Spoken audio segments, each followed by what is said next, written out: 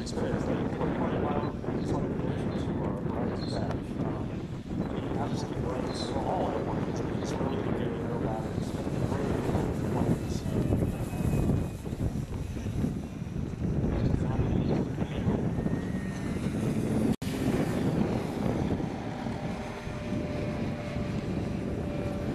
And of course, the state law. What else for you? What batteries? Expecting to back where everybody else is.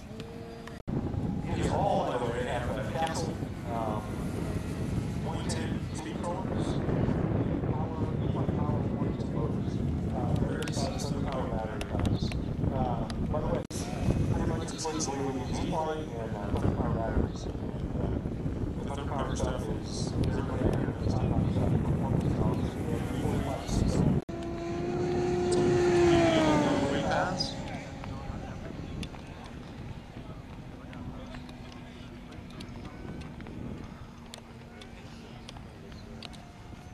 Next up, we have a 109 Seagull series. We're going to be flying a RV8 B51, and David Payne's going out right now with twin Oliver. So electric twins, ladies and gentlemen.